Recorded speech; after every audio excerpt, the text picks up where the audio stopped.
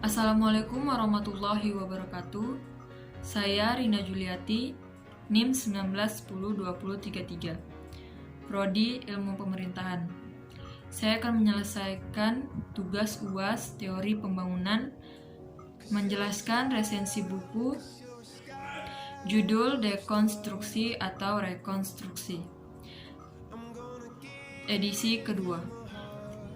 Tren dalam teori pembangunan. Teori adalah serangkaian atau bagian variabel yang berhubungan menghadirkan sebuah pandangan sistematis mengenai fenomena dengan menentukan hubungan antara variabel dengan maksud menjelaskan fenomena alamiah. Gagasan inti teori pembangunan adalah asumsi bahwa pertumbuhan ekonomi merupakan motor penggerak terciptanya kesejahteraan sosial dalam progres politik. Status teori pembangunan. Apa kontribusi teori pembangunan terhadap situasi ini?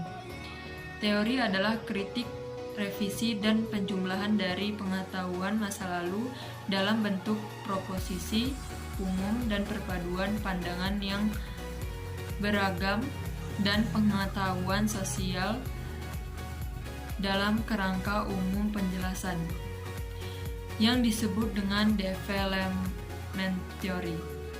Sebagian besar milih tingkat teori besar, penjelasan luas kerangka kerja. Ini adalah bagian dari karakternya yang terbatas.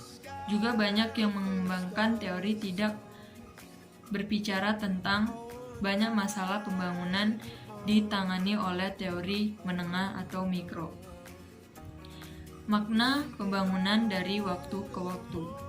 Seiring waktu, pembangunan telah membawa arti yang sangat berbeda. Syarat pengembangan dalam arti saat ini berasal dari era modern, pasca perang pemikiran pembangunan. Jika dipikir-pikir, praktik sebelumnya telah dianggap anteseden kebijakan pembangunan.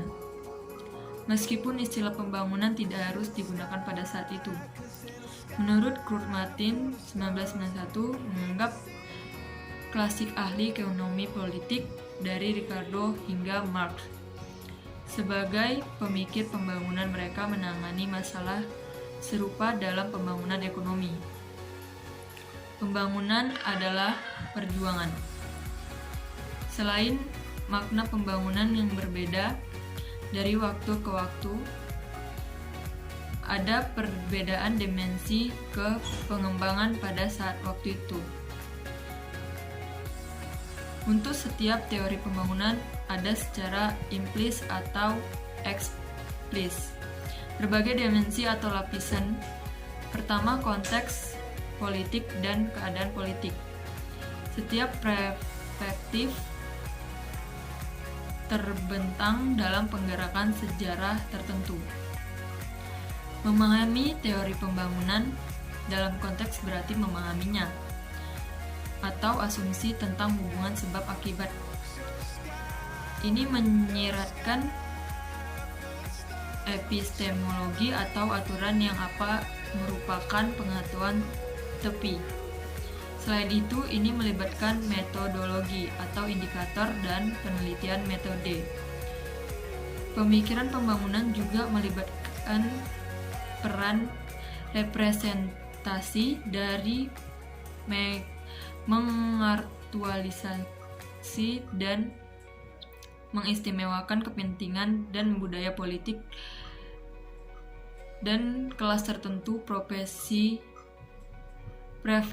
budaya.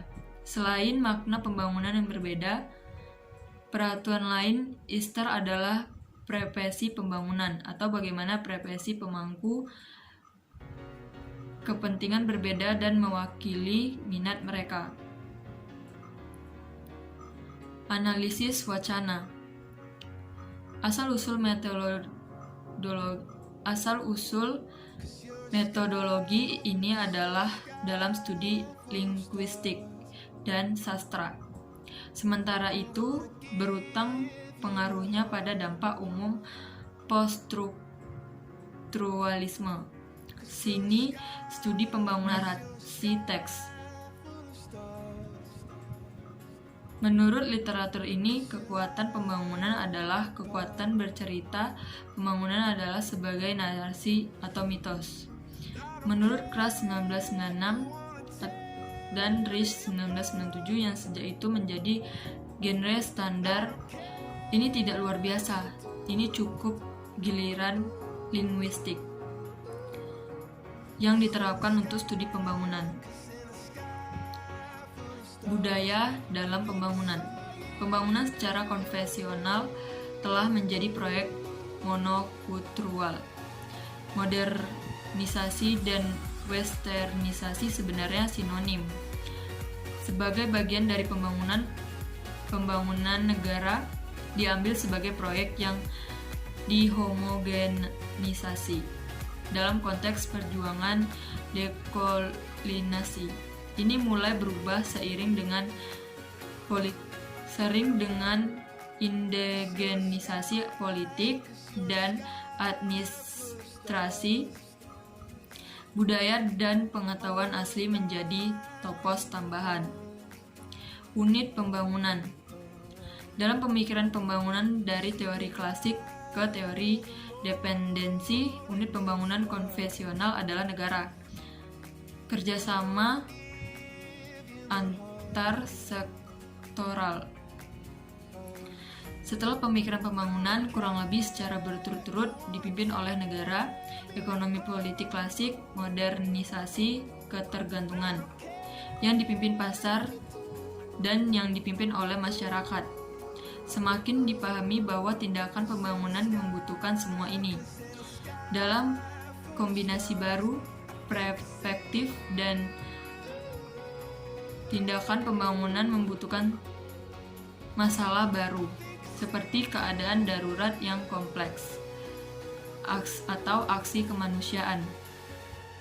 Di dalam resensi ini memang memberikan suatu informasi mengenai pemangku kepentingan yang di dalam jurnal ini memang memberikan suatu informasi mengenai dekonstruksi dan rekonstruksi yang berhubungan dengan teori pembangunan. Tidak mungkin untuk menggeneralisasi teori pembangunan, dan pertanyaannya adalah pengembangan siapa? Para pemangku kepentingan yang berbeda memiliki pandangan berbeda tentang apa arti pembangunan dan bagaimana mencapainya. Ini bukan poin kecil, tetapi keadaan mendasar. Keunggulan dari resensi yang saya baca. Dalam resensi buku ini bisa dan mampu untuk memberikan makna dari pembangunan. Di Inggris abad ke-19, pembangunan mereka berpendapat merujuk pada solusi untuk kekurangan dan penyakit kemajuan. Ini melibatkan pertanyaan-pertanyaan seperti populasi, atau menurut Maslow, kehilangan pekerjaan atau untuk orang luditis, masalah sosial menurut Marx dan lainnya, dan kemerataan kota. Dalam argumen ini, kemajuan dan pengembangan dikontraskan dan pengembangan berbeda dari melengkapi kemajuan. Dengan demikian, bagi Hegel kemajuan bersifat linier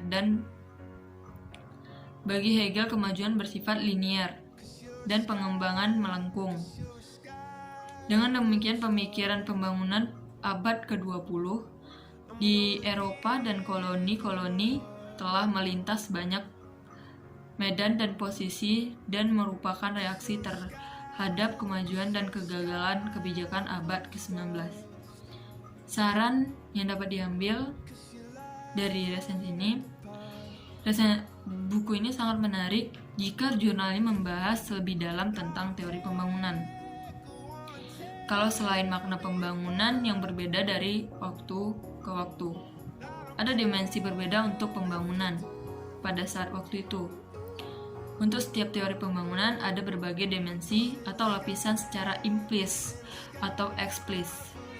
Pertama, konteks historis dan keadaan politik. Setiap perspektif terbentang dalam latar sejarah tertentu. Memahami materi tentang teori pembangunan dalam konteks ini berarti memahaminya sebagai respon terhadap masalah dan argumen pada saat itu.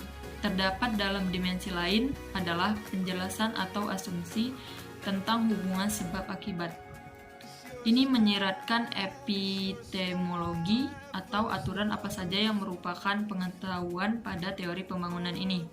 Penempatan agenda teori sebagai rangkaian implikasi kebijakan dan proyek masa depan. Rekomendasi. Yang pertama, aspek promotif. Dalam studi pembangunan, perubahan luas ini melibatkan berbagai implikasi. Kalau dalam aspek preventif, dengan adanya penelitian ini kita dapat melakukan upaya preventif seperti penambahan tingkat refleksivitas atau penyempurnaan teoritis dan juga kecanggihan studi pembangunan, dan dengan demikian membuka politik pembangunan pada keterlibatan yang lebih mendalam. Kelemahan dan keterbatasannya dalam studi pembangunan seperti hanya kritik sastra dan studi budaya adalah bahwa hal itu dapat mengitari masalah kekuasaan yang sebenarnya.